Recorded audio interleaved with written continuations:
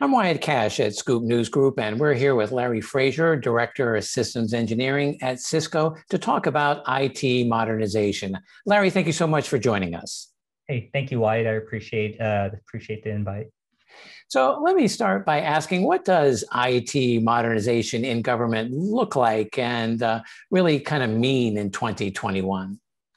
Hey, Wyatt, that's a great question. As you know, one of the things about IT modernization, to me, it means leveraging technologies to meet the expanding business goals and to achieve mission success in federal, right? For myself personally, it means to simplify technology to free the passionate people in federal government to focus on its mission. From an organization perspective, I would also say it means to digitize and improve the customer experience and to improve service levels and create market differentiations across the globe in our business. I believe we can do this by moving away from aging software and hardware solutions by optimizing, consolidating systems workflows, and by one simple term, automation, right? And so we have to be able to embrace technology by looking at hybrid models of implementation, such as cloud first and data center approaches. Innovate, transform, and extend our platform in any environment is the essence of IT modernization in 2021.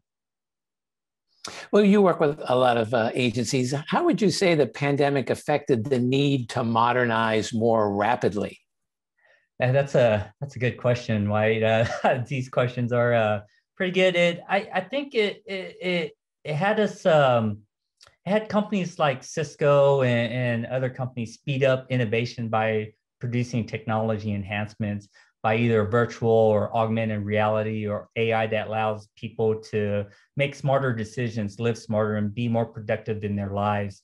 Enabled in many cases by smart systems such as healthcare, education, community, and really delivering that digital platform or that critical data to doctors or first responders. Remote workforce is the norm, and to create that augmented reality really speeds up the innovation to that faster processing, compute, transport, and reliability is no longer a want, right? I think we realize that now it becomes a need for company or organization to really provide that need, to really stay in business and to really provide that technology that's really more designed for citizen services, right? Well, as you kind of look in the immediate future, what priorities stand out in your mind for modernization in government now? It's a good question. First, I think we got to really understand why the priorities are here. You know, that goes back to the second questions you asked on the pandemic. And I think what really stands out is based on modernization is getting rid of the outdated legacy IT systems. Those outdated legacy IT systems really hindered government response to the coronavirus pandemic at the federal, state, and local level.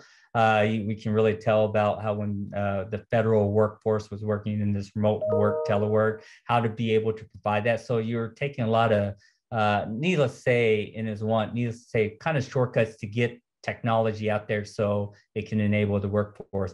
In addition to working slowly and crashing frequently on those legacy IT systems, these obsolete systems present cybersecurity and privacy risk, right? And so I think the job for many companies like us is to really take in tune to work what the citizens and the federal workforce is doing, right, by looking at what Congress has enacted, right? They provide oversight and pass legislation to address the issues of outdated government and technology. The administration made it a top priority. Just recently, President Biden and administration put out ZTA framework, zero trust framework that's been published, right? And that's the essence of trying to protect that critical data across the workforce.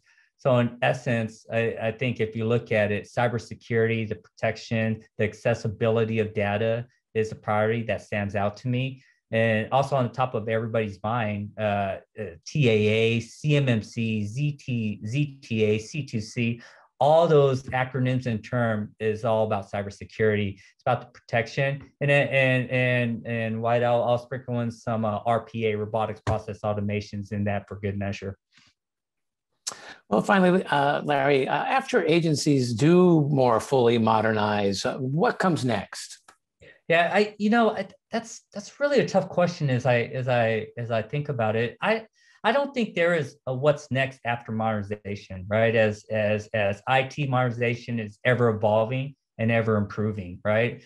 I believe what's next is for the workforce and companies to really understand how we're going to embrace the technology and the evolution or revolution as we're going to evolve with the technology and embrace it. The question is for us is how are we going to embrace that technology and use it to our advantage, and how we're going to continue to modernize is my opinion. Because if we stay stagnant and kind of look at after modernization, then I think we're not growing as a consumer base, as a citizen, or as a company.